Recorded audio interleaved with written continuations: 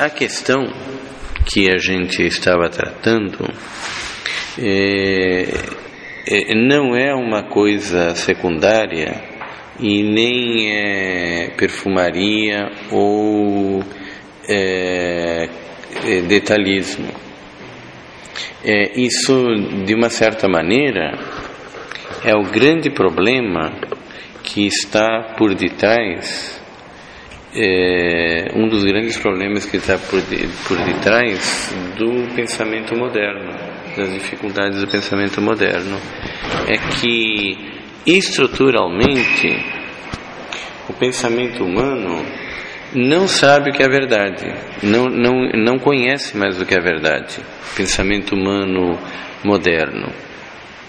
E o Hegel foi a única tentativa de tentar, dentro dos critérios da mente do homem moderno, de identificar alguma coisa com a verdade.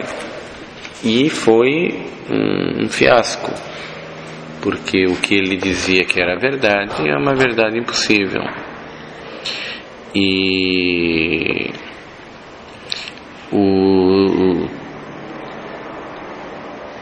esse problema é extremamente difícil para o ser humano de hoje compreendê-lo, o quanto é grave, e existem resistências bastante compreensíveis para isso, porque vocês devem ter visto pelo áudio passado que se você admite o único conceito de verdade que é possível, você acaba tendo que admitir que existe Deus de uma maneira lógica. Quer dizer, não dá para as duas coisas serem excludentes. Então existe toda uma resistência devido ao programa moderno de secularismo, de derrubada da igreja, de você admitir uma teoria como esta que a gente estava colocando sobre a verdade. E por outro lado, se você não admite, não existe mais saída. E então você acaba construindo um mundo onde não existe critério de verdade e, portanto, quem manobra a opinião pública, ele pode facilmente fazer com os seres humanos o que bem entender. Então, aquela teoria que a gente estava colocando na semana passada, ela fica bem clara quando você contrapõe com a teoria do Hegel. Aí, se vocês conseguirem contrapor uma com a outra, vocês percebem claramente como aquilo é grandioso. Quer dizer, o Hegel, ele reconhecia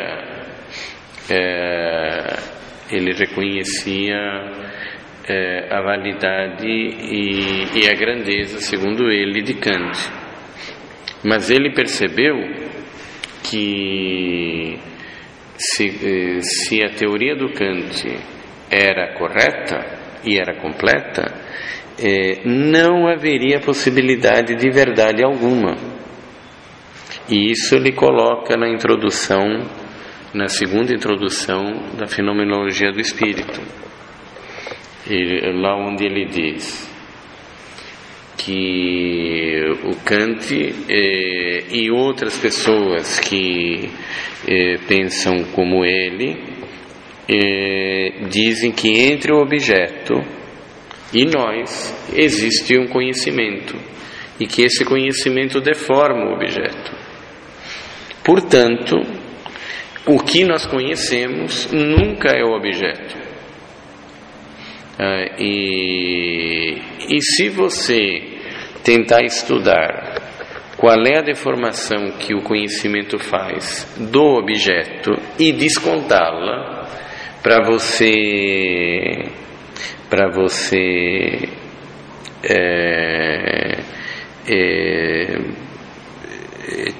ter, digamos assim, o objeto tal como ele era, isso não resolve nada, porque nós voltamos ao estágio anterior ao do conhecimento. Então, da maneira que você olhar, qualquer que seja a maneira que você olhe, não existe possibilidade de você conhecer as coisas como elas são. E não adianta você tentar descontar a alteração que o conhecimento possa fazer.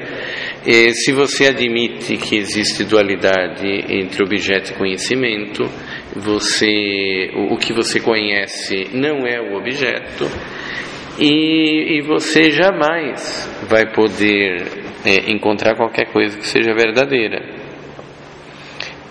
E então ele disse que a única maneira de você superar um impasse desses, se é verdade que existe um conhecimento absoluto, um conhecimento autêntico, seria se você conhecesse a coisa diretamente, sem ser através do conhecimento.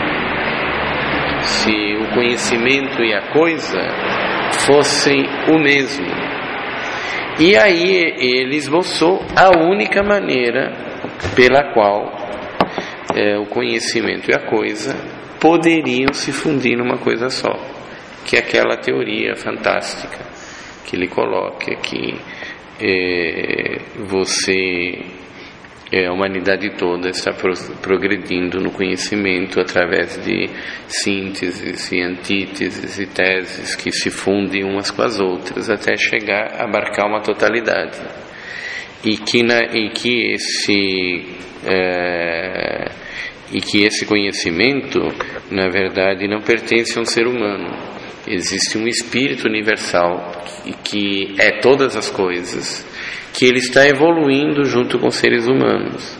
Quando ele conseguir fazer a síntese de todas as coisas, como ele é todas as coisas, e quando esse espírito universal se conhecer perfeitamente em sua totalidade, essa totalidade abarca nós, abarca os objetos, abarca ele mesmo, abarca tudo. Então aí você funde o objeto com o conhecimento. E então aí, e só aí, é que vai existir verdade absoluta. Quer dizer, vai haver um conhecimento que é exatamente igual à coisa. Você não precisa duvidar dele. Então esse é o grande drama da história. E que você percebe que é o drama também, que é o drama também que você vê na ciência moderna. Porque na medida em que a ciência moderna foi evoluindo, ela chegou à conclusão que os métodos de experimentação não permitem você conhecer a realidade tal como ela é. E que então, por exemplo, quando você não pode conhecer astronomicamente, você não pode conhecer as estrelas como elas são. O que você vê é a luz que vem das estrelas. Mas, quando a luz das estrelas chega aqui, já passaram milhões de anos de quando ela saiu. Então você não faz a mínima ideia do que aconteceu lá fora. Você não está vendo a estrela. Você não sabe como é que é o mundo lá fora. E a mesma coisa quando você vai examinar um átomo.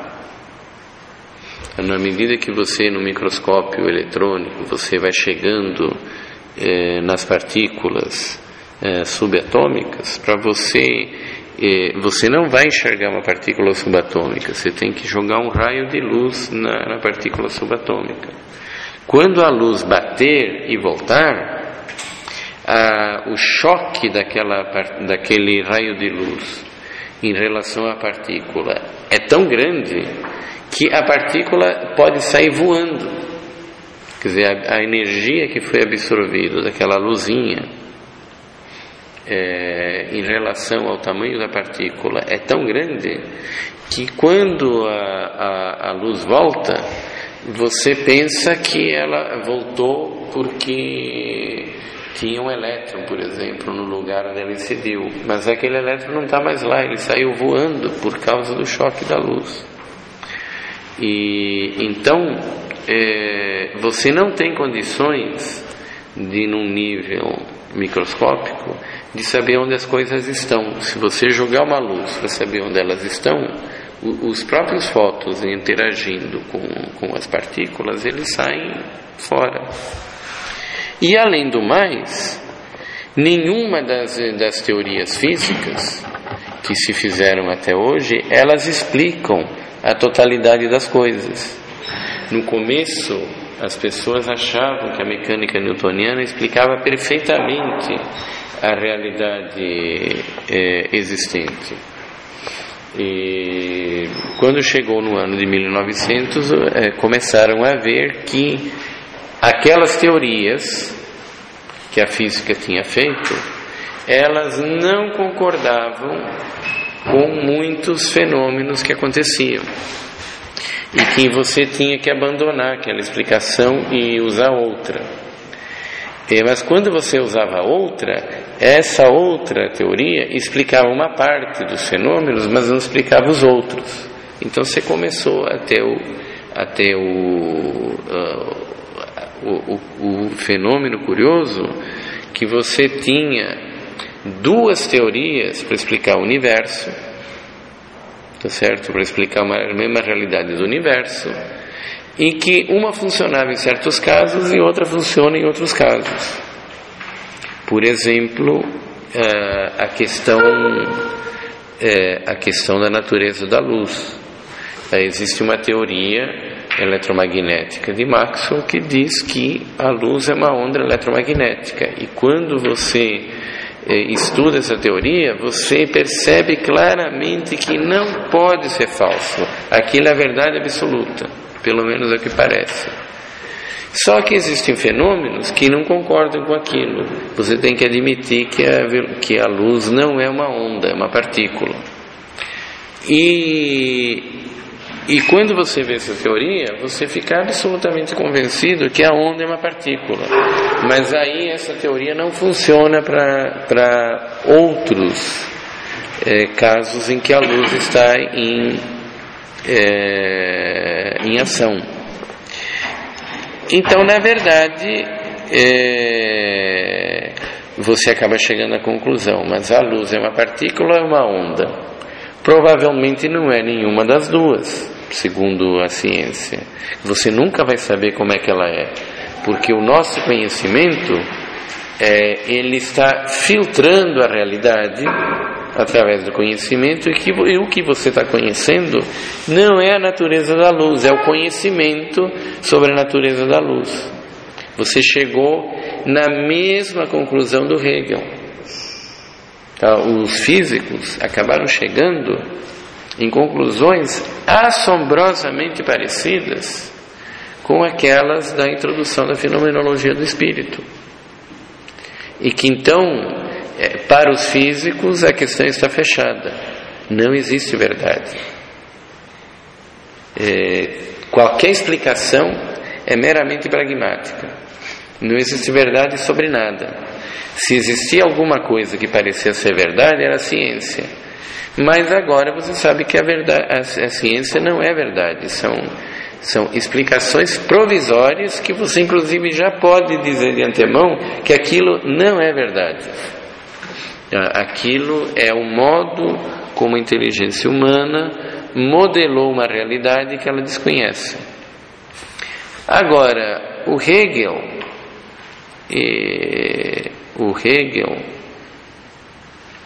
era um filósofo. Por pior que ele seja, ele era um filósofo. E o Hegel, como filósofo, não podia, era natural que ele não se conformasse com uma coisa dessas. Que o físico, ele é um pragmático.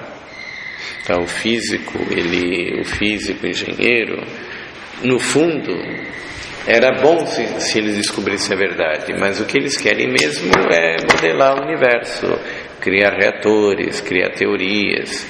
Se é verdade ou não, isso não interessa. O que interessa é eles fazerem o trabalho e modelarem a realidade, fazer foguetes, descobrir novas propriedades da matéria, novas aplicações, abrir áreas de conhecimento sempre pragmático. Se a mente humana conhece a verdade ou não conhece a verdade, se é verdade ou não, tudo bem. Mas, em princípio, o filósofo, ele está em busca de conhecimento puro. Ele não quer aplicar em nada. Ele quer compreender a coisa. E é simplesmente revoltante você saber que você não compreende nada. E que tudo aquilo ali não tem valor objetivo, nem todo conhecimento não tem valor objetivo nenhum. Tá certo? E que era essa a conclusão a que você chegava com Kant, e que você chega com qualquer outra alternativa da mesma linha dele. Todo conhecimento não tem valor nenhum. Então, não tem sentido ser filósofo, buscar sabedoria. Não existe, se não existe verdade, não existe sabedoria. Não é motivo por que você busca o conhecimento, se todo ele é falso. E evidentemente, você tem que perceber o seguinte: quando as pessoas têm consciência de uma coisa dessas, a consequência não é apenas a atitude do físico, que fica desiludido e percebe que não tem importância, porque ele, apesar da desilusão, você está procurando fazer coisas concretas. As consequências disso na política, na sociologia, na religião, na medicina, na ética, na pedagogia, são simplesmente desastrosas, certo? Inclusive, a própria religião, a própria teologia, quando se defronta com uma argumentação dessas, bom, não existe verdade. Então, o que está na Sagrada Escritura é o quê? Certo? E tudo isso que nós estamos ensinando e que Jesus veio dizer que ele é a verdade, então, se não existe, se o conhecimento humano filtra absolutamente tudo e você não sabe como é que as coisas são, você cria um desafio tremendo para explicar uma coisa para você e explicar então o que é a revelação. E o Hegel, ele foi inteligente e, na verdade, você tinha duas saídas para isso. Ou você desconfiava que tinha um erro gravíssimo de princípios no Kant, e aí você desmontava tudo de trás para frente e procurava um outro caminho. Ou então, se você acreditava, como ele, que a abordagem do Kant e dos cientistas é real, ou se aquela teoria que ele esboça no começo da fenomenologia é real, você tinha que ir para um caminho radical, um caminho absolutamente fantástico. Foi o que o Hegel fez. Então só vai existir verdade aonde não existir dicotomia entre conhecimento e objeto, aonde não existe um conhecimento que filtra o objeto, aonde você possa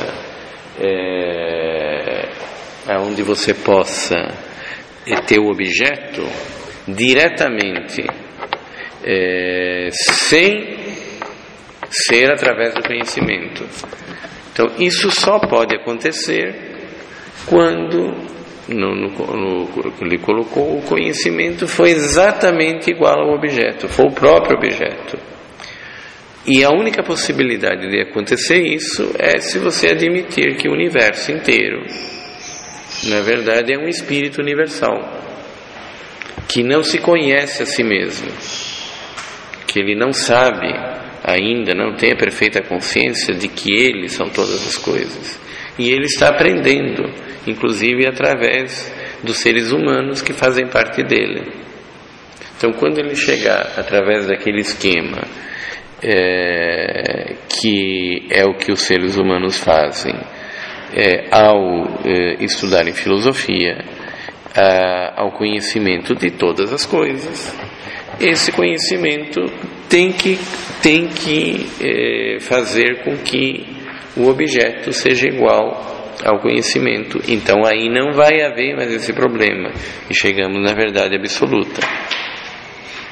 Então a gente estava mostrando que Tomás de Aquino, no De Veritate, assombrosamente, ele tem a resposta a essa questão, a única resposta possível, mas que como a gente não tinha colocado a questão nesses termos terríveis, às vezes a gente lia e dizia, não, isso é óbvio, isso é o evidente, e na verdade é uma coisa de uma genialidade fora do comum, porque o que ele diz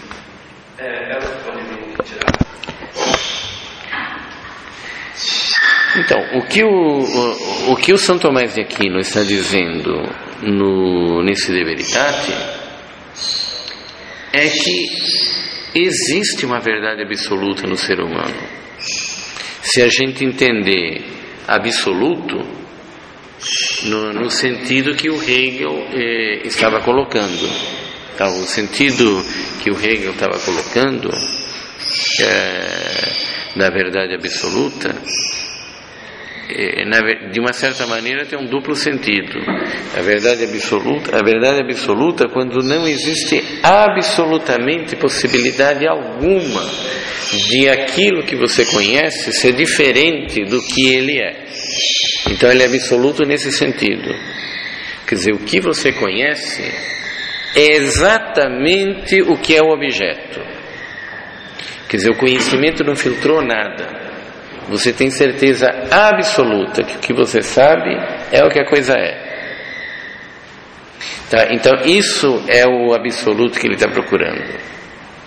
O problema que o Hegel achou que esse absoluto era um negócio absolutamente gigantesco.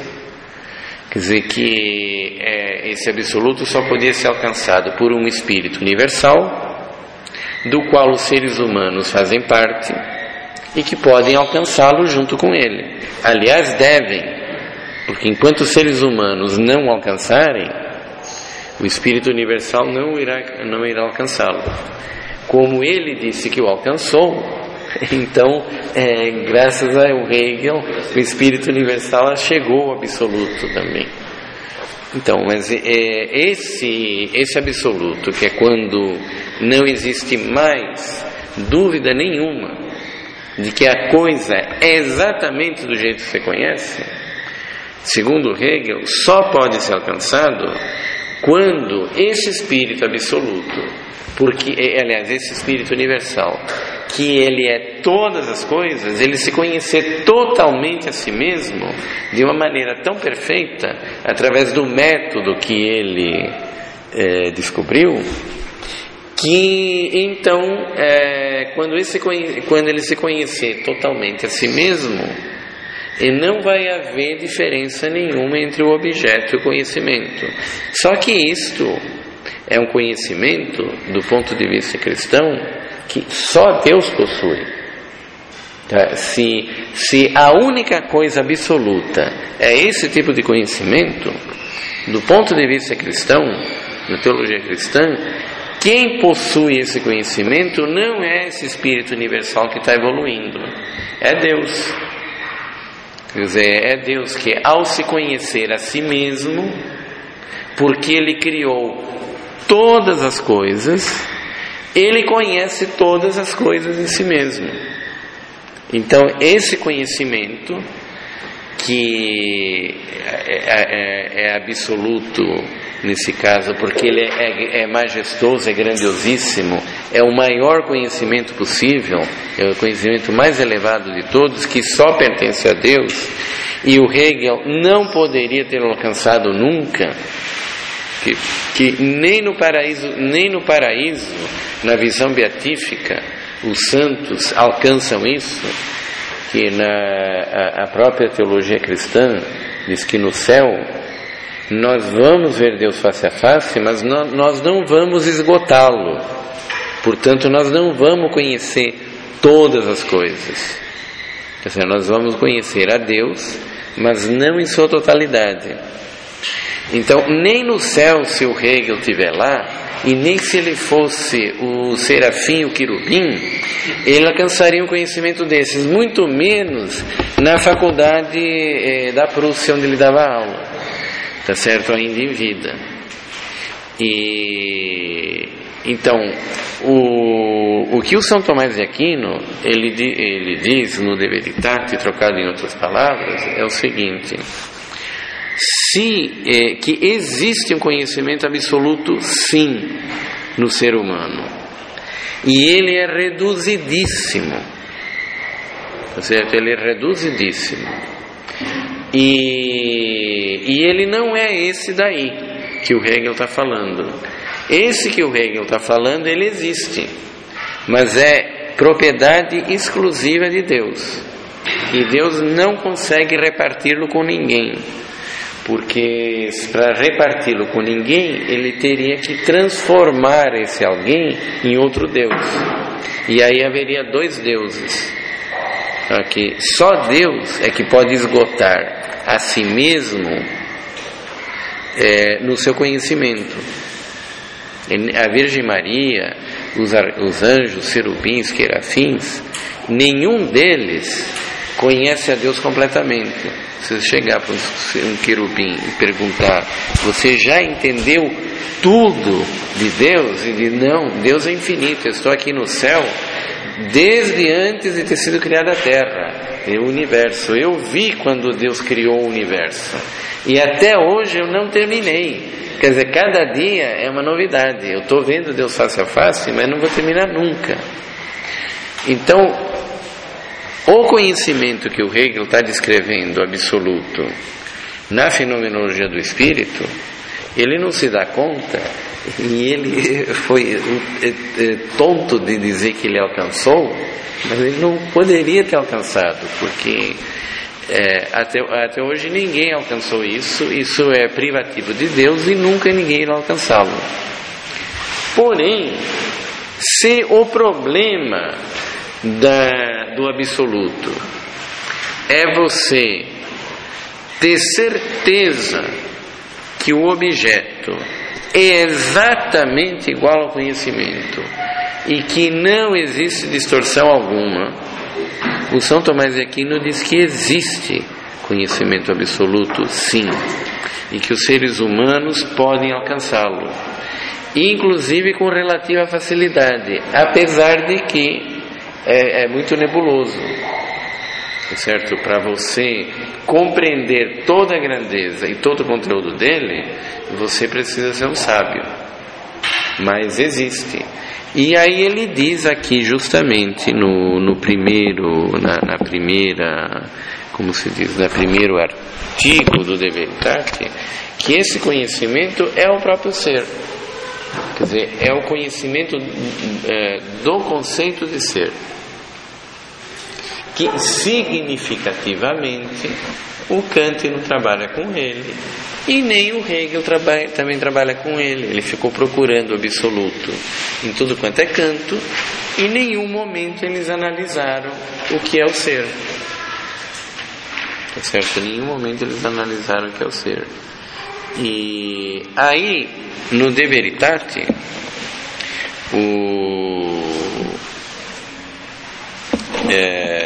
o São Tomás de Aquino, ele justamente quando ele pergunta o que é a verdade, ele parte da seguinte premissa: todas as coisas que são conhecidas, elas dependem de outras, mas esse processo não pode ir até o infinito, porque senão nós nunca conheceríamos nada. Então, quando você faz uma demonstração, a demonstração depende de princípios, e esses princípios, por sua vez, podem ser demonstrados partindo de outros princípios. Mas, se existe alguma verdade neles, possível de ser conhecida, você tem que partir de um primeiro princípio, que não possa ser demonstrado por mais nenhum. Então, nas demonstrações, você parte de um primeiro princípio, e nos conceitos, você também parte de primeiros conceitos. Quando você conhece um conceito, você pode reduzir esses conceitos a outros mais simples. Para você explicar o que é um homem, você diz que é um animal racional. Você usa 2 outros conceitos e reduz o conceito de homem a 2 outros. E assim como assim como ocorre nas demonstrações, nos conceitos também deve existir um conceito primitivo que é anterior a todos, porque senão nenhum conceito teria sentido. E aí ele diz que esse conceito é o conceito de ser. Ele diz que esse conceito é o conceito de ser, e que todos os outros conceitos, eles pressupõem o conceito de ser. O ser ou ente. O ser ou ente. Então, aí ele diz, como é que se formam esses conceitos a partir do conceito de ente? Ele diz, nunca se forma acrescentando uma outra coisa que não seja o próprio ser. Não é como no caso do homem, que para você partir do animal e chegar no homem, você acrescenta um conceito que está além do animal, que é o racional.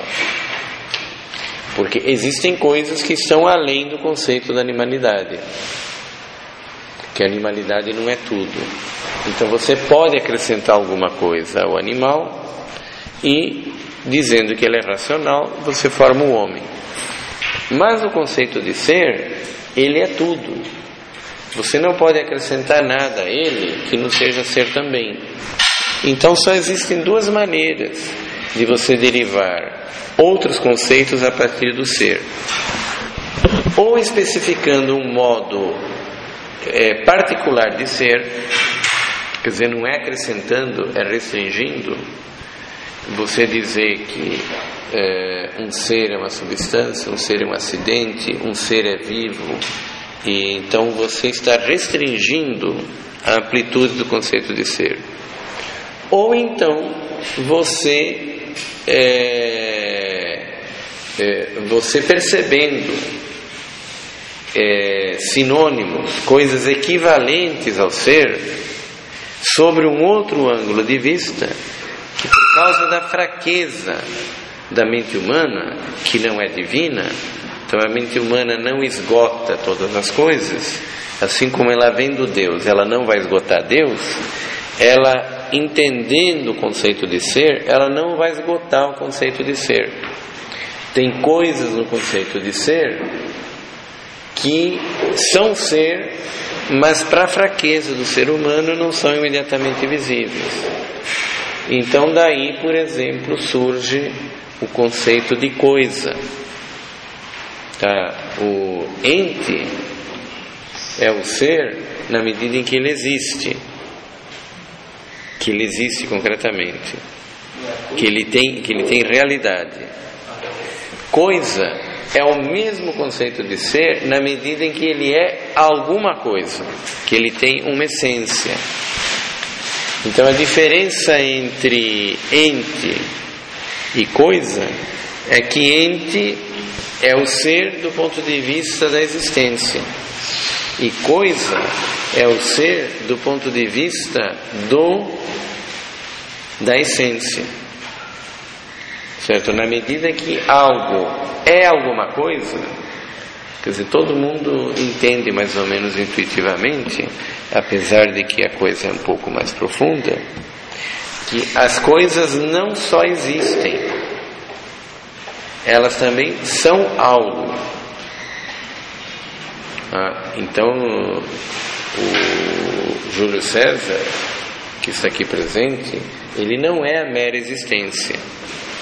Ele existe, mas ele é mais do que apenas existir. Ele é alguma coisa. Então, e isso, todo ente tem isso. Então, todo ente, todo ser, ele só por ser, ele tem um aspecto de existir, e ele tem um aspecto de ser alguma coisa. Mas é o próprio ente, não é? Todo ente tem isso. Isso não é uma particularidade dos seres vivos. Então, quando você chama o ente, quando você diz que o ser é ente, você está enxergando aquele aspecto que ele existe. Quando você diz que ele é coisa, você está enxergando aquele aspecto que ele tem uma essência.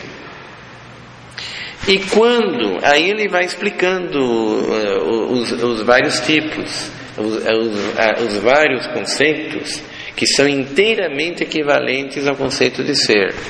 A coisa, o ente, o algo, o uno.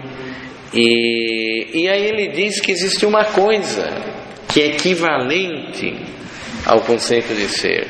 É a verdade. Ele diz que a verdade é equivalente ao conceito de ser. Certo? Isso é simplesmente assombroso, ele dizer isso. O que ele está querendo dizer é que o conceito de ser, ele é necessariamente inteligível. Quer dizer, isso não é uma coisa fortuita. Isso não é uma coisa fortuita. Aquilo que a gente chama de inteligência não é uma mera possibilidade do universo. Quer dizer, o universo, ele não poderia ter sido criado ou não poderia ter existido sem inteligências. O universo pressupõe, para ele existir, a possibilidade de existir inteligências.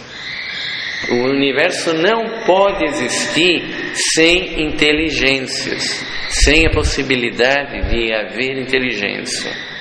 Assim como uma coisa não pode existir sem ter essência, as coisas não podem existir num universo aonde fosse impossível haver uma inteligência. O inteligível faz parte da estrutura do universo. Isto é uma coisa que a física não entende e não vai entender nunca, porque ela escolheu para modo de trabalhar o método experimental. O método experimental nunca vai detectar uma inteligência. E isso é aquilo que a gente falou tantas vezes aqui em outras aulas. A física não entende o que é inteligência por causa do seguinte: todas as propriedades fundamentais do universo que ela coloca, nenhuma delas é inteligente, nenhuma delas é consciente. Então o próton não tem consciência, o elétron não tem consciência, a força da gravidade não tem consciência, a eletricidade não tem consciência, o campo magnético não tem consciência, o campo elétrico não tem consciência. Não tem uma única propriedade fundamental da física que tem consciência. Então, como é que ela espera que você, ao descrever o universo baseado com aquelas propriedades, surja uma consciência? Não vai existir nunca. Quer dizer, para a física, a física é em vão que ela está esperando construir pelos métodos dela um ser consciente, não vai ter nunca. É por isso que você não consegue fazer um computador que tenha consciência de si mesmo. Consciência é sinônimo de inteligência. Não necessariamente. É um conhecimento apreensivo. Pode ser inclusive o sensorial. Certo? Você veja,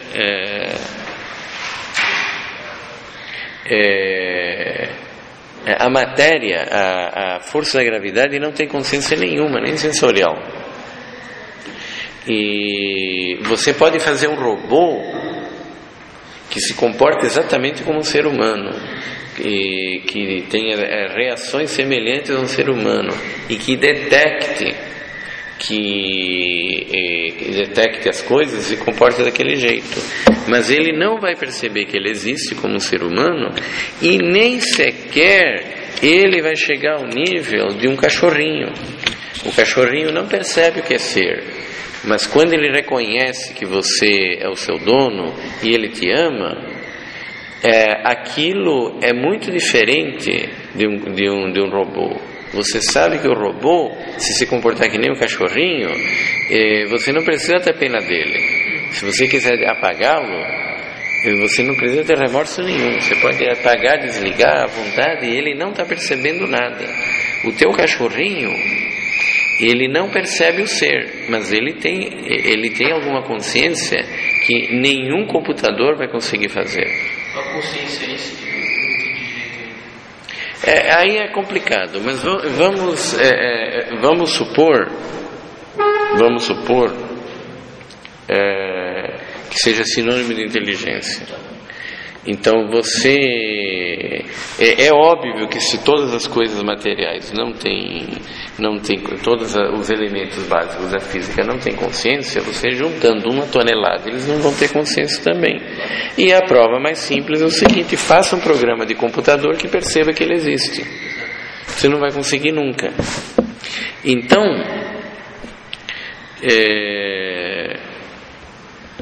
e nós estávamos falando isso porque a física concebe a possibilidade de existir um universo sem nenhuma inteligência, um universo completamente inerte.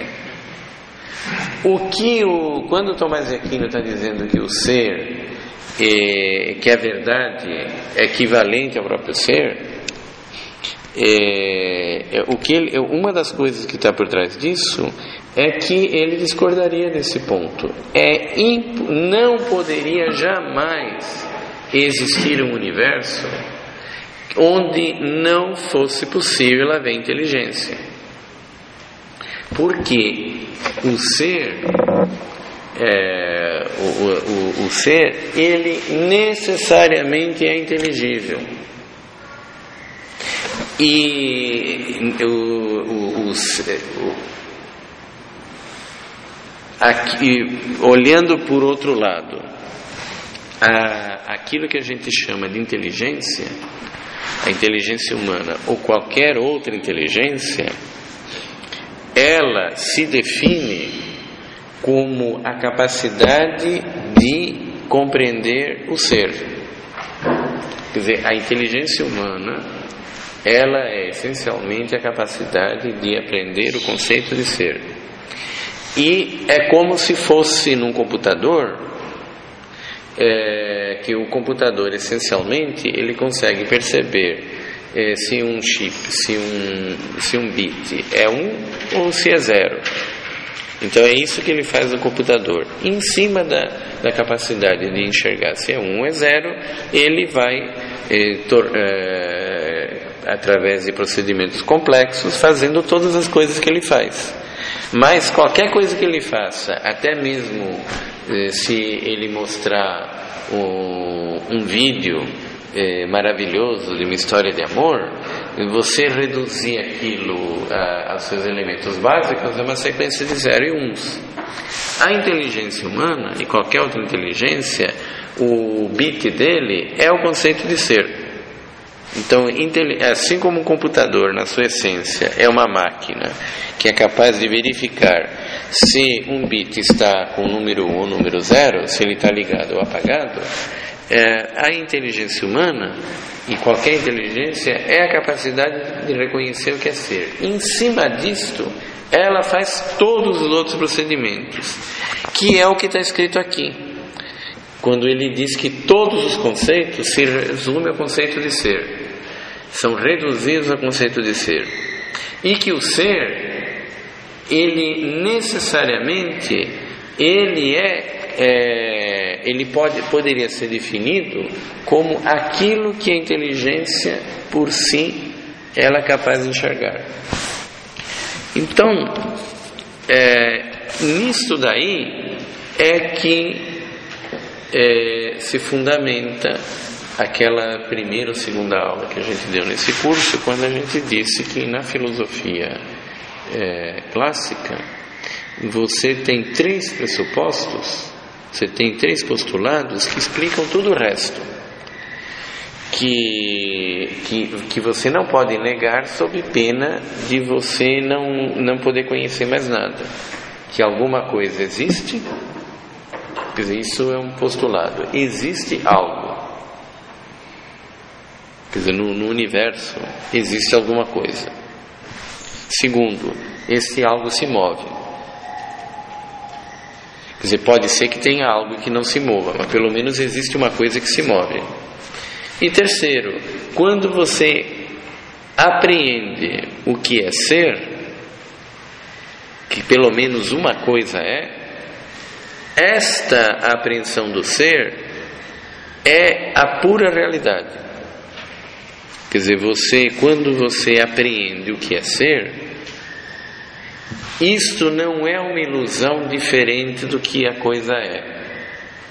Quer dizer, o conceito de ser, quando você apreende que algo existe, que algo é, isto daí, ele é exatamente o que ocorre na realidade. Quer dizer, a realidade das coisas, aquilo que o Kant chamava de númeno, quando você entende que o númeno esse ser do númeno não é um fenômeno, ele é o númeno. Não existe diferença, quando você aprende o conceito de ser, entre númeno e fenômeno. Eu estou falando aqui para aqueles que ouviram a aula do Kant, certo? A inteligência humana, quando ela entende o que é ser, não está distorcendo. Este é um conhecimento absoluto. Então, o conhecimento absoluto, a verdade absoluta, ela existe no ser humano. Só que não é aquela que o Hegel achava que era. Essa é o absoluto de Deus. O absoluto do ser humano é o conhecimento do ser. E isto é a verdade que o Tomás de Aquino está dizendo aqui. O ser é a verdade.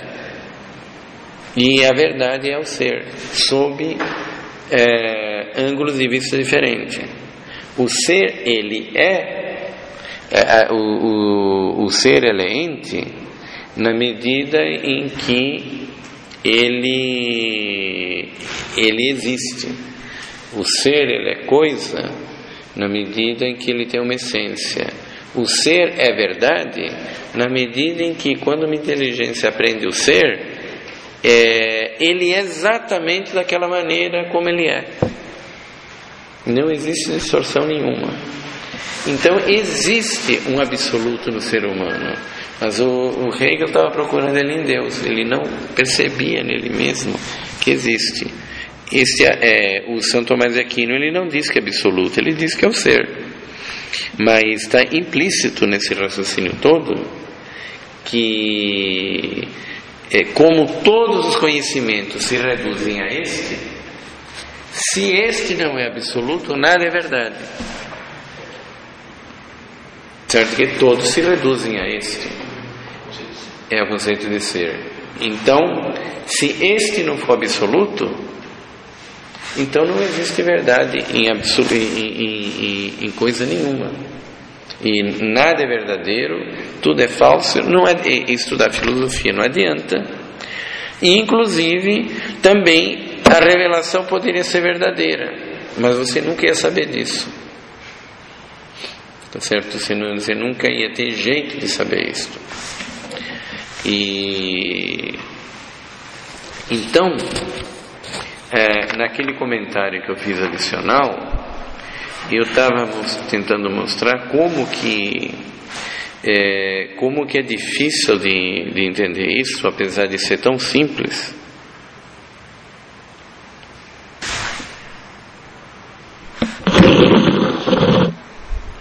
Eu estava dizendo que é difícil de entender isso, apesar de ser tão simples, porque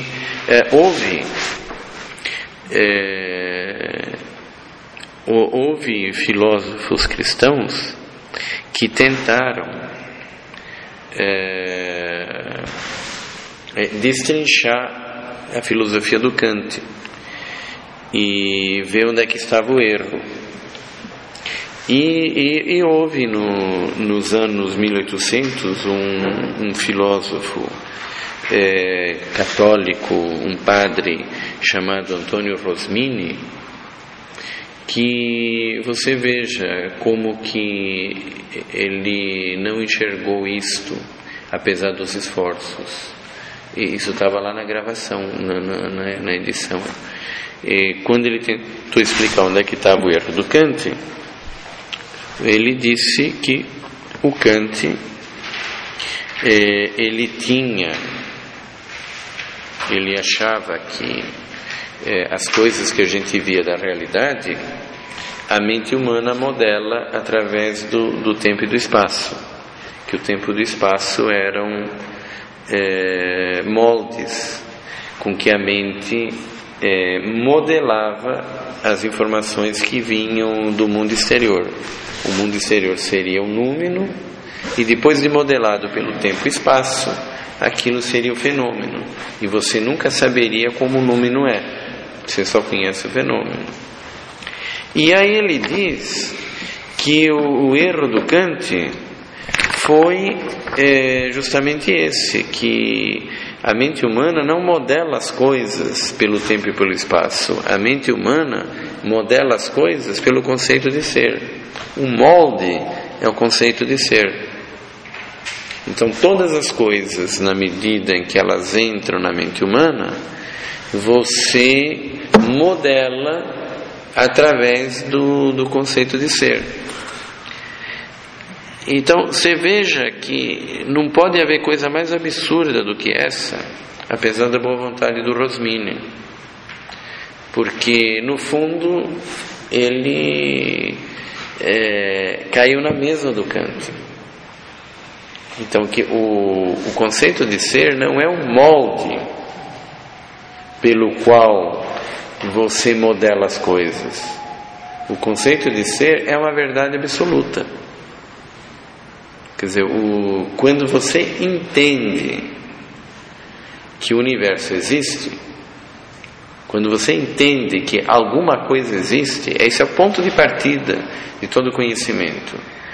E você ter certeza que algo existe, não importa o que é, pode ser a mamãe, pode ser a chupeta, certo? Pode ser o mundo, pode ser eu, pode ser uma cadeira, pode ser a cidade de São Paulo, mas quando você percebe que alguma coisa existe, não é a coisa que é absoluta, é esse conceito de existir. Quer dizer, esse conhecimento que você tem de que alguma coisa tem realidade.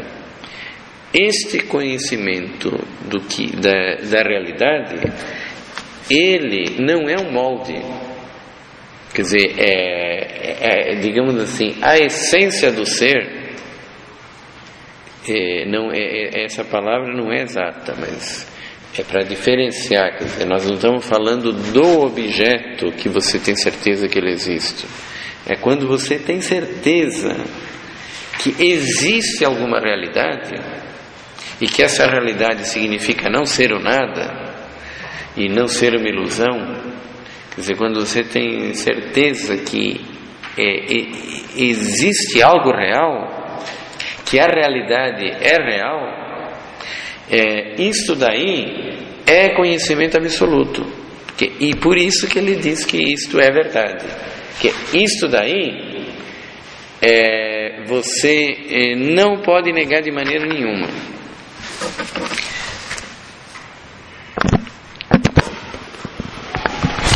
Então, você veja bem como isso é grandioso. Quer dizer, na verdade, nós estamos dizendo que existe absoluto, mas o absoluto é reduzidíssimo, é quase nada. Quer dizer, o fato do Júlio César estar aí não é o absoluto. O fato de eu achar que a Lua existe, a Terra existe, não é o absoluto. O absoluto é o próprio conceito de algo existir, não importa o que. Quer dizer, quando eu tenho a certeza do que é o existir, do que é o ser, não existe distorção nenhuma. O ato de existir é exatamente aquilo que a gente está aprendendo.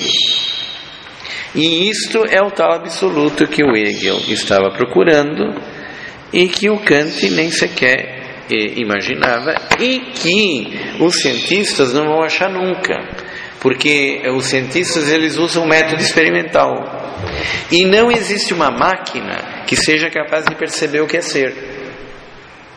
Existe máquina que possa medir o pH, que possa medir a temperatura, que possa medir o peso, que possa medir a velocidade da luz, mas não existe uma máquina que possa perceber o que é ser. Porque se existisse uma máquina que pudesse perceber o que é ser, ela perceberia que ela existe, e aí ela seria uma inteligência viva. Então, pelo método científico, você não vai chegar no absoluto nunca, porque ele está excluindo, ele só acredita nas coisas que podem ser feitas por experiência, e não existe uma máquina que possa perceber o ser, porque se existisse ela perceberia que ela existiria, e aí inclusive se ela fosse um robô, ela poderia tomar o poder e dizer: não mexa, saia dessa tomada, agora quem manda aqui sou eu. Então, se você desse para um robô, se você criasse um robô super fantástico, que fosse igualzinho ao ser humano em todos os sentidos, só que ele não percebe que é o ser, que ele não percebe que ele existe, ele seria seu teu escravo com toda certeza. Então você poderia controlar ele à vontade, bastava ser um pouquinho esperto. Mas ele nunca assumiria o controle das coisas. Ele faria exatamente o que ele foi programado. Se você simplesmente desse para ele a capacidade de perceber o que é ser, o que é existir, isso seria o suficiente para ele pegar todas as qualidades dele e aí lhe dizer: agora sou eu, vocês não mandam mais. E não adianta tentar fazer qualquer coisa, porque agora eu sou autônomo, eu tenho direitos e assim por diante. Então essa coisinha nenhum robô vai fazer, porque é uma máquina, e nenhuma máquina construída com os princípios da física, que nenhum desses princípios tem consciência, jamais vai ter consciência. Mas é justamente esse pinguinho de perceber o que é ser, que é o absoluto, no nível do ser humano. Em Deus, essa mesma consciência do ser, que é o ser do próprio Deus, tem aquele tamanho que o Hegel descrevia, mas é só de Deus. No ser humano, o absoluto é absoluto no sentido de não ter distorção nenhuma, ele ser exatamente igual com a realidade, mas ele é uma partícula, é a menor partícula do absoluto possível e imaginável. Menor do que isso, não tem absoluto. Então, eu estava colocando na gravação, eu estou refletindo isto melhor, mas porque o assunto é extremamente sério. Quer dizer, você veja, a ciência não vai alcançar nunca isso. O Kant e os filósofos anteriores, eles descartaram uma coisa dessas. O Hegel tentou desesperadamente encontrar e acabou chegando no extremo oposto. Mas o problema é que na verdade ele está bem colocado e esse absoluto existe, mas não pode ser outra coisa senão esse. E aí a gente estava dizendo, como é que a gente pode saber disso? Infelizmente, não se pode provar, porque justamente isso é o absoluto. Se uma coisa é o absoluto, você não dá para provar ela tem que ser evidente por si, tá certo? Se ela pudesse ser provada, o absoluto era o princípio do qual veio a prova. Esse absoluto ele é evidente por si, por excelência. Então é justamente por ele ser assim que não dá para provar. Ele tem que ser auto-evidente. E se desse para provar que o absoluto é isto, o absoluto seria a outra coisa e não isto, porque a evidência dele seria devido a outra, ela seria reduzida a outra. Porém, tem três sinais pelo qual você pode perceber que isto é desse jeito. O primeiro é pela própria evidência que isso tem para o ser humano. Quer dizer, parece evidente para todo mundo que quando a gente sabe que tem um mundo lá fora, nós não vamos questionar isso. Tá certo? Pode ser que o mundo não é mais do jeito como a gente imaginou. Pode ser que aconteceu que nem quando a bomba atômica estourou em Hiroshima, tinha 4 padres jesuítas rezando numa capela. Por algum motivo que não se sabe porquê, ela estava bem próxima a alguns pouquíssimos quarteirões, alguns metros do lugar onde a bomba atômica estourou. Tudo nas redondezas foi varrido. Mas eles continuaram rezando, ouviram um barulho. Quando saíram lá fora não tinha mais nada, mas a casa estava inteira de pé. E os físicos não entenderam, nunca souberam explicar como é que era possível. Eles estavam rezando o breviário e estava a Virgem Maria lá dentro, eram 4 jesuítas. E um deles, inclusive, foi o superior geral dos jesuítas, o padre Pedro Arrupe, que inclusive o papel dele dentro dos jesuítas é meio contraditório. Ele foi poupado, mas por algum motivo, mas ele ajudou a bagunçar os jesuítas. E os outros, esse ficou bem vivo, tá certo? Acabou sendo o geral dos jesuítas. Os cientistas disseram, bom, mas não adianta nada, porque com essa dose de radiação a gente não sabe explicar como é que a casa está de pé, inclusive porque não tinha nada de especial na casa, era uma casa como qualquer outra. Mas vocês em menos de 6 meses vão morrer tudo de câncer. E nenhum deles pegou câncer. E todos eles morreram de velho. Inclusive escreveram livros, trabalhos, etc. Um deles foi o geral dos jesuítas. E então pode ser que tenha acontecido isso, certo? Quando a gente vai abrir a porta, não tem mais nada lá fora, mas alguma coisa tem lá fora. Pode ser que não tenha o chão, o Brasil, sabe lá o que, mas a gente tem certeza que existe alguma coisa. Quer dizer, se não for lá, e mesmo se não for lá fora, é aqui dentro, alguma coisa existe. E isto é evidente que é evidente, não dá para negar uma coisa dessas. E isso vem da consciência do ser. Isso aí nenhum computador vai conseguir fazer. Então, o primeiro sinal é a própria evidência disto. O segundo sinal é o absurdo que a gente estava comentando.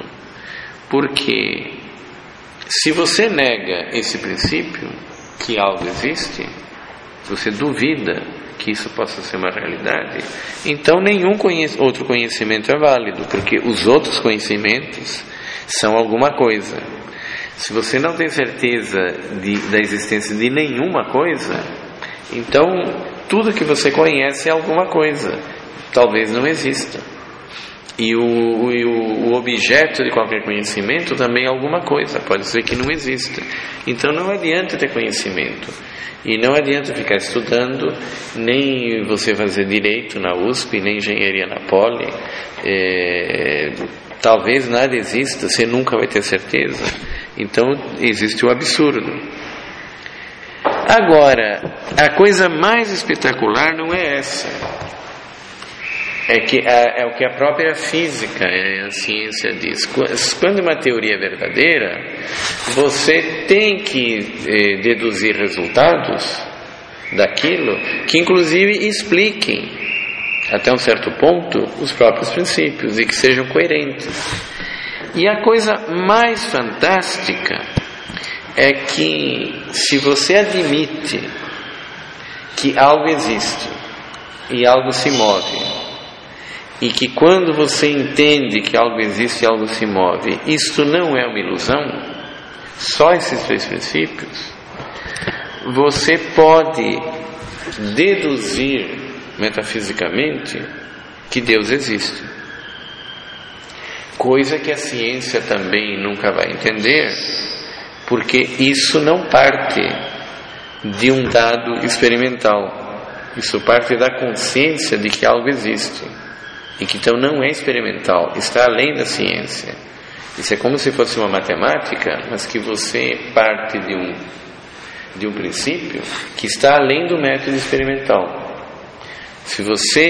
Basta você supor que algo existe e que esse algo está submetido ao movimento,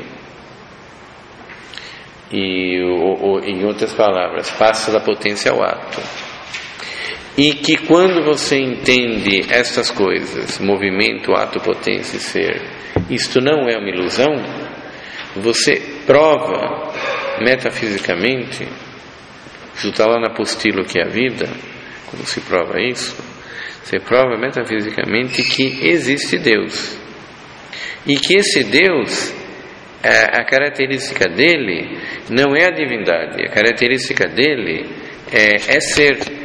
Quer dizer, existe um ser que é mais ser do que o ser do que a gente partiu, certo? Que existe um ser que ele é um ser que tem algumas das características que o Hegel estava falando lá na fenomenologia do espírito, que ele diz ter alcançado, mas que não é ele, é Deus.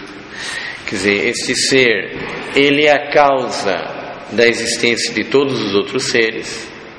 Você pode provar isto, que existe um ser que ele tem essas características de ser num grau mais alto, e por ter num grau mais alto, ele causou todas as demais coisas, e que nesse grau de ser, ele é pura inteligência. Quer dizer, ele é autoconsciente de si mesmo em toda a sua extensão, e que justamente as demais consciências que existem as demais consciências que existem no universo são reduções a dele. Quer dizer, é o que ele é em sua totalidade, as inteligências angélicas ou outras que existem e a nossa são fragmentos, e que todos os seres são inteligíveis e são verdadeiros e são intuíveis pela inteligência, pelo menos como ser, porque justamente os seres que não têm inteligência, pelo menos eles têm essa propriedade de ser, e que é resquício da origem que elas tiveram de Deus. Então daí você inclusive aure uma explicação de por que é que o ser é necessariamente inteligível e não é possível existir um universo aonde não pudesse existir inteligência, como o universo da física. O universo físico descrito pela física é um modelo de universo aonde poderia existir um universo sem consciência nenhuma. Você poderia ter uma lua, uma terra, átomos, etc., de uma maneira inteiramente autônoma, sem possibilidade alguma de haver inteligência. Aliás, não é que poderia, o universo físico é isto.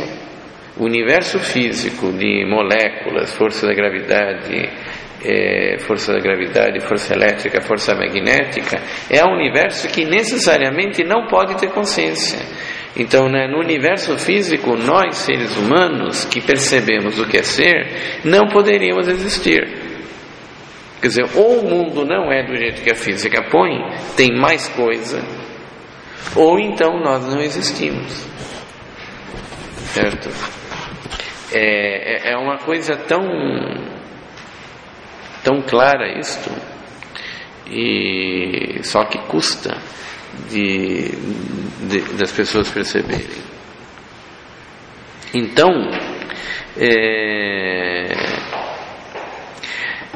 você veja, este, num certo sentido, é um terceiro sinal de que a teoria, essa ideia de que o conceito de ser é o absoluto ou é a verdade, ele está certo, porque além dele ser, nesses termos, evidente, além de você negando-a, você chega ao absurdo de que não existe conhecimento nenhum, e que então todo conhecimento é impossível, e que a gente estaria se iludindo ao tentar estudar alguma coisa, ou até acreditar que as coisas existem. Além disso, você, colocando isso como pressupostos e analisando a coisa friamente, você chega ao ponto de deduzir a causa de por que isto é assim. Não é que você deduz o princípio, mas você, em vez de você produzir uma teoria inconsistente, com contradições, dela emana uma teoria extremamente consistente e que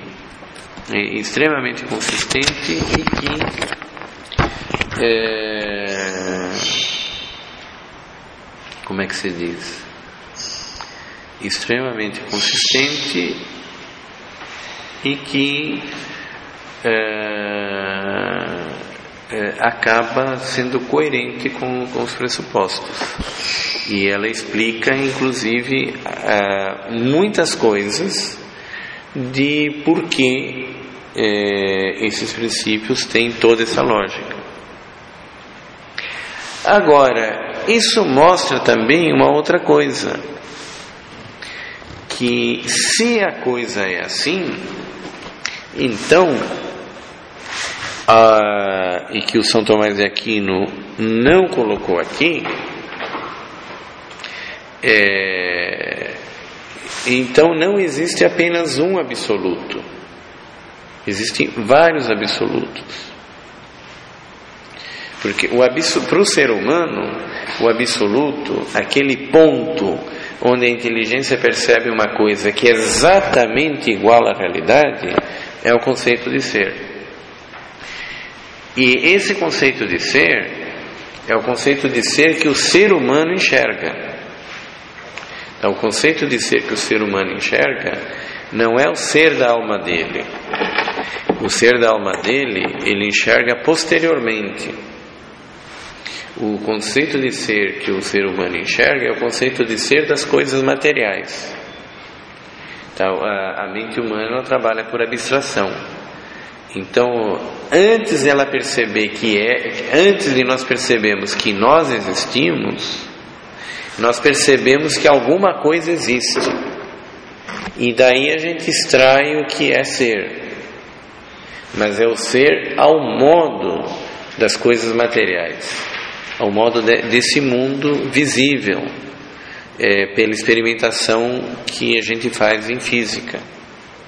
Na verdade, o que a mente humana faz é ela encontrar o ser das coisas que a física estuda através dos instrumentos de laboratório, que são uma extensão dos nossos olhos. A gente só percebe que nós existimos, que nossa mente existe, depois que ela trabalhou pela primeira vez. Para nós percebermos que nossa mente existe, ela tem que ter trabalhado pela primeira vez. Ninguém faz introspecção se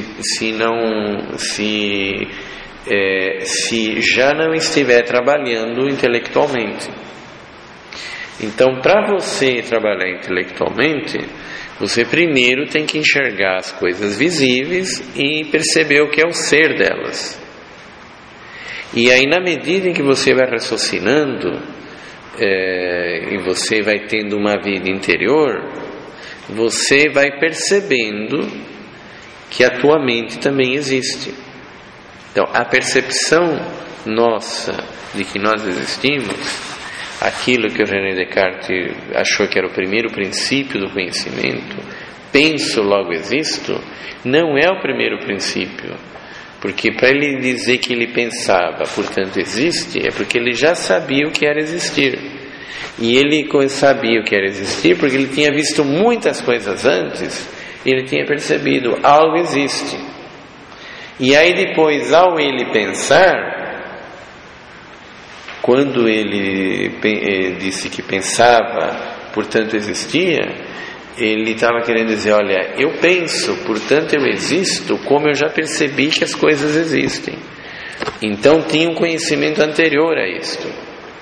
O absoluto para o Descartes, para a natureza humana, é o ser das coisas materiais. O ser da própria espírito, da própria inteligência, é derivado.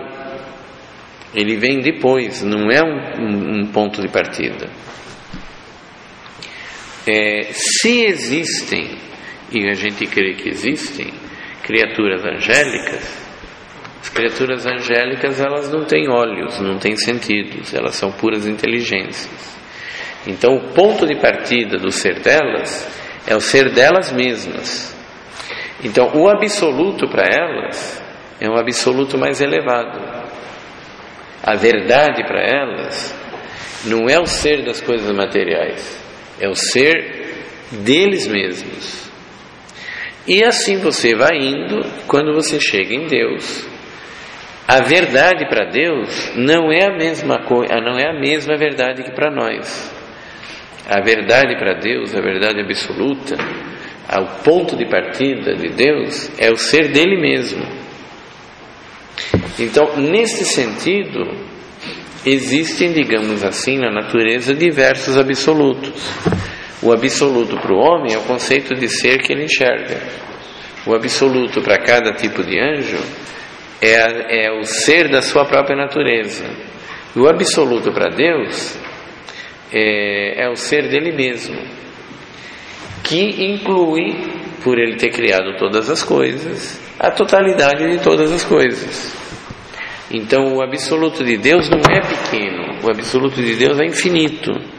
O absoluto dos anjos, se eles existirem, Nós acreditamos que eles existem. Eu estou dizendo se eles existirem, porque eu estou falando do ponto de vista estritamente filosófico. São maiores ou menores, de acordo com que eles estejam mais próximos ou afastados da natureza divina. E o absoluto do ser humano é uma caquinha de nada, é o mínimo, quer dizer, é o mínimo dos mínimos, é o mero existir, mas é absoluto, é a verdade, é o mero conceito de ser. Então,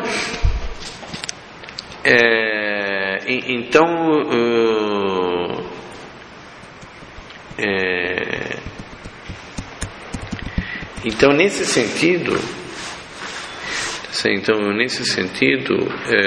você pode dizer que não existe uma verdade, existem vários níveis de verdades absolutas, certo? O ser humano conhece muitas verdades que se reduzem a uma verdade absoluta, que é o conceito de ser, e que é esse conceito de ser que dá garantia que você pode conhecer algo absolutamente. Então todas as verdades que nós conhecemos podem ser reduzidas a este conceito de ser, esse que é absoluto e que é a verdade, pelo que diz aqui. Existem outras verdades absolutas maiores que a gente não tem acesso, são aquelas que os anjos veem e aquela que Deus vê. Aquela que Deus vê é a verdade absoluta, infinita, e é aquela que criou todas as outras e que é por causa dela que a nossa existe. Então nós só conseguimos ver esta micro porque uma absoluta infinita criou a nós e as demais coisas. Se não fosse assim, não haveria verdade alguma. Se não houvesse essa verdade primeira infinita, não haveria essa mínima absoluta que está no ser humano. Não sei se vocês estão percebendo o quanto isso é mais complexo e muito diferente do que o Hegel colocou. Dá para perceber? E que inclusive isso rompe a sinuca em que ele estava completamente. E existe finalmente um outro tipo de verdade,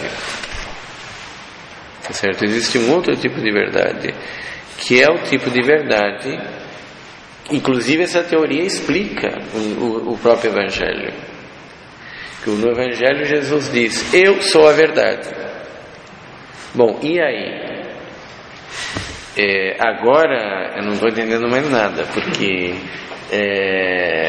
como é que aparece um fulano e diz que ele é a verdade? O que acontece é que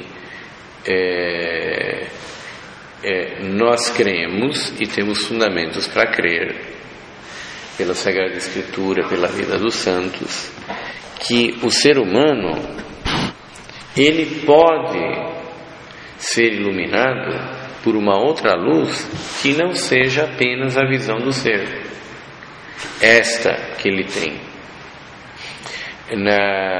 Quando São Tomás de Aquino fala da fé, ele diz que a fé é um ato da inteligência que, iluminado pela graça, ele pode enxergar alguma coisa que a luz da verdade dele não conseguiria enxergar nunca.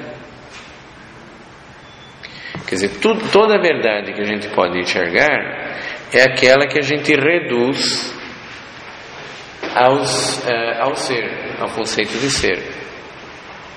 É do conceito de ser, quando deriva os primeiros princípios da não contradição, etc., que a gente tira a força de todos os argumentos racionais.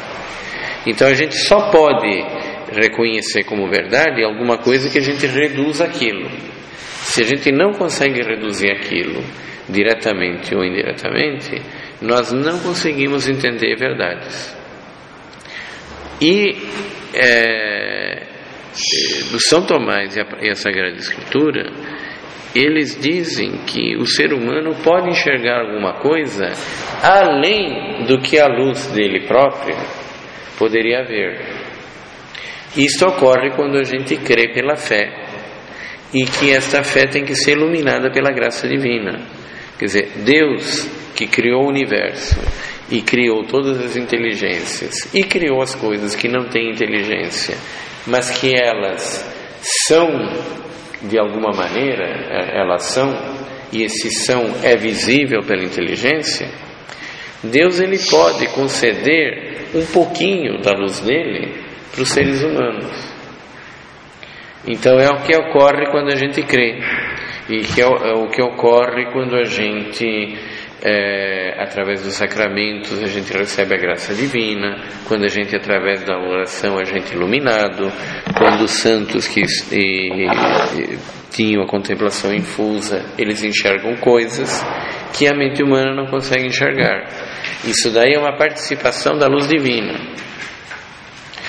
certo? É uma participação da luz divina. E essa participação da luz divina, Jesus diz no Evangelho que é Ele mesmo, quando Ele diz: no princípio era o Verbo, e o Verbo estava com Deus, e o Verbo era Deus, nele estava a vida, e a vida era a luz dos homens, e a luz brilhou nas trevas, e aqueles que creram, deu-lhes o poder de se tornarem filhos de Deus. Ele diz que existe uma luz que é Ele mesmo, que Ele brilha nas trevas nossas, e que, se a gente crê, quando a gente é capaz de crer, nós estamos sendo iluminados por essa luz, e essa luz nos capacita a se tornar filhos de Deus. Então, quando a gente faz isso, a gente enxerga outras verdades que a gente não conseguiria enxergar pela luz natural. Que verdade é essa? Não é nem a verdade angélica, nem a verdade divina absoluta, porque essa só Deus tem acesso, e nem a verdade humana, que se reduz ao conceito de ser, que é a única coisa que existe de absoluto dentro da alma humana, é o conceito de ser ao qual o resto se reduz. A graça divina, ela permite uma participação na luz de Deus. Não é a luz de Deus, mas é uma participação, é uma parte. Não é nem a inteligência dos anjos, nem a inteligência de Deus, nem a dos homens. É uma parte da de Deus. E é justamente, ele se referia a esta, quando Jesus dizia: eu sou a verdade. Então existe uma outra possibilidade de enxergar a verdade no ser humano, que é através da luz da graça. E isto é verdade também, e é aquela que o Evangelho de São João fala, quando ele diz: a graça e a verdade, a lei veio por meio de Moisés, a graça e a verdade vieram por meio do Cristo. Quando o Cristo diz: eu sou a verdade, o caminho, a verdade e a vida. Quando ele diz: Deus quer que agora os homens adorem a Deus em espírito e em verdade. Quando ele disse para Pilatos que ele veio testemunhar a verdade, e Pilatos perguntou o que é verdade, ele não quis responder, mas ele deveria ter dito: olha, sou eu mesmo que falo com você, certo? Então existe uma outra, e que é óbvio por essa explicação, que isso é possível e é coerente com tudo isso, que cada inteligência tem a sua verdade absoluta, ou tem a sua verdade, que é o absoluto, no nível dele. E só que uma inteligência, se Deus criou o universo, e Deus criou cada uma das criaturas, e Deus criou o ser humano, Ele também pode, se Ele quiser, emprestar um pouco da luz dele para nós. E isto é uma outra forma de verdade. Ele não pode emprestar toda, porque se Ele emprestasse toda, isso suporia que a gente tivesse adquirido uma natureza divina. Se a gente pudesse enxergar toda a verdade de Deus, a gente se teria transformado em Deus, nós seríamos um ente igual a Ele. Então haveria dois deuses, e isso, inclusive metafisicamente, você pode mostrar que é impossível. Nem Deus pode criar um outro Deus. Então Ele pode emprestar uma parte, e essa outra parte é a verdade que fala o Evangelho. Então, além dessa verdade natural, que é reduzidíssima e que filosoficamente existe, e só pode ser essa que está sendo falado, e que está sendo falado no artigo 1 do De Veritate, existe uma outra verdade acessível ao ser humano, que é pelo empréstimo de Deus, que Deus vai emprestando na medida que a gente vai galgando os graus de maior comunhão com Ele, que é a verdade própria da santidade, e que a gente pode e deve procurá-lo. Então você veja que isso é tão fantástico, porque isso daí não só explica todos os dilemas da filosofia, explica a natureza humana, explica as possibilidades do conhecimento humano, explica como o conhecimento humano está acima do nível da máquina, e explica também o próprio significado do Evangelho quando ele fala dessas coisas, que o conceito de verdade do Evangelho é coerente com essa teoria. Essa teoria que está no De Veritate não fala de outro conceito de verdade, mas ele é totalmente coerente com ele. E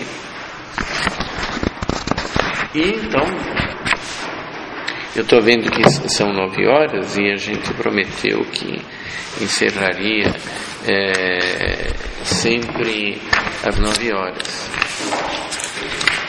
Mas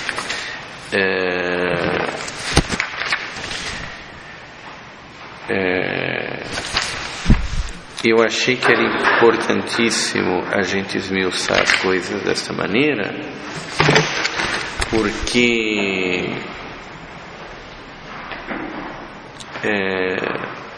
muito do que nós vamos fazer em seguida e muito de outras coisas que nós podemos fazer com filosofia e teologia depende em grandíssimo grau da gente ter a clareza desses conceitos.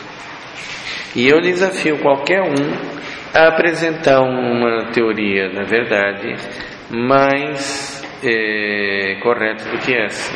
Essa é a tradicional. E na verdade não está completa. Isto é o que você deduz do artigo 1º do De Veritate. Temos mais outros para completar a coisa. Tá certo? Isso é o ponto de partida.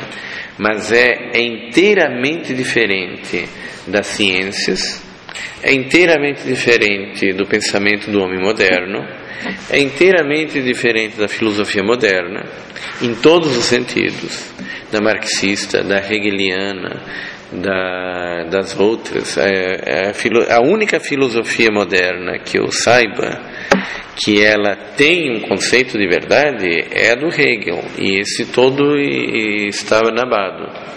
As demais correntes e simplesmente não existe verdade. Para a ciência não existe verdade.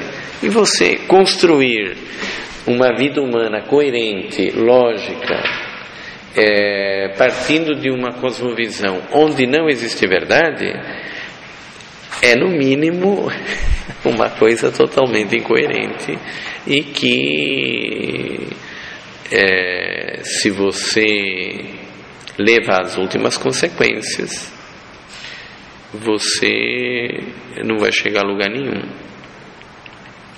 Então, nós vamos parar por aqui. Eu tinha mais uma coisa para completar antes de passar adiante, mas por causa do tempo não dá para começar e parar no meio.